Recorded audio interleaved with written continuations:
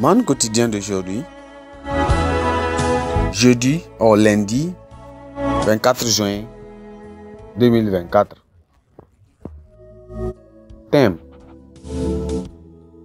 la dépravation à l'œuvre. La dépravation à l'œuvre. Texte de lecture: Genèse chapitre 4, disons à partir du verset 8 à 24. Cependant, Caïn adressait la parole à son frère Abel. Mais comme il était dans le champ, Caïn se jeta sur son frère Caïn, Abel, et le tua. L'Éternel dit à Caïn: où est ton frère Abel? Il répondit: je ne sais pas. Suis-je le gardien de mon frère? Et Dieu dit: qu'as-tu fait? La voix du son de ton frère crie dans la terre jusqu'à moi. Maintenant, tu seras maudit de la terre, qui a ouvert sa bouche pour recevoir de ta main le sang de ton frère. Quand tu cultiveras le sol, il ne te donnera plus sa richesse. Tu seras errant et vagabond sur la terre. Caïn dit à l'Éternel: mon châtiment est trop grand pour être supporté. Voici, tu me chasses aujourd'hui de cette terre. Je serai caché loin de ta face. Je serai errant et vagabond sur la terre, et quiconque me tuera me tuera. L'Éternel lui dit: si quelqu'un tua quelqu'un, Caïn sera vengé 7 fois. Et l'Éternel mit un signe sur Caïn pour que quiconque le trouverait ne le tua point.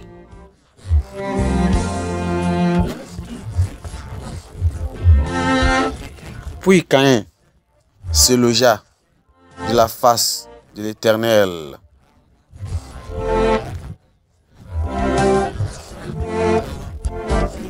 Et habita dans la terre de Nod, à l'orient d'Éden. Caïn connut sa femme, elle conçut et enfanta Enoch. Il bâtit ensuite une ville et donna cette ville le nom de son fils Enoch.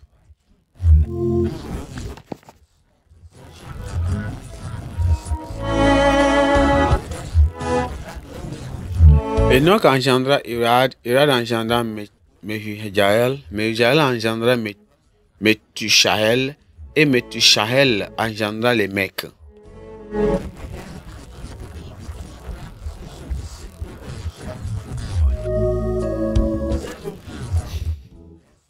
Les Mecs prirent 2 femmes, le nom de l'une était Ada et le nom de l'autre Tichala.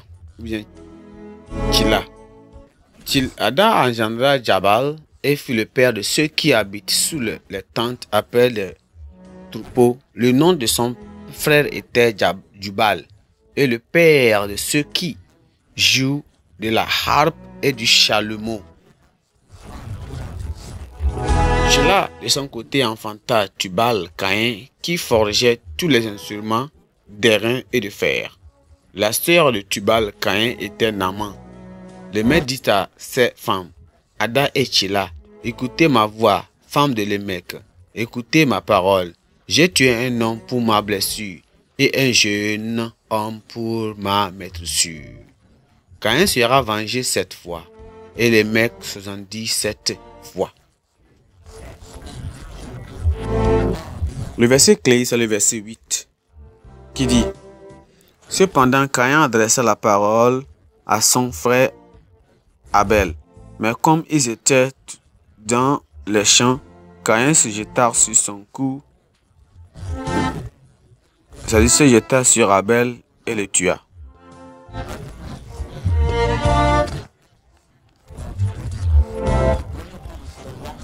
On dit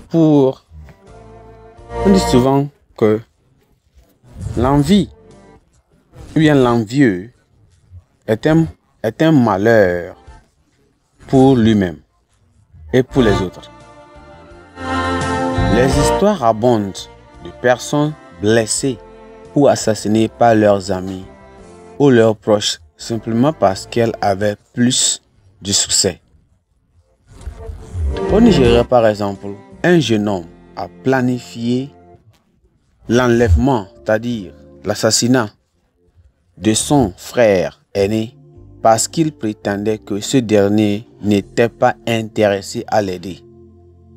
Le jeune homme a dit au ravisseur de ne pas tuer son frère. Malheureusement, son frère aîné a été tué alors qu'il se disputait avec le ravisseur. Le jeune frère qui avait planifié cette sale affaire a ensuite été arrêté et emprisonné. Alors pour leur famille, c'était une double perte.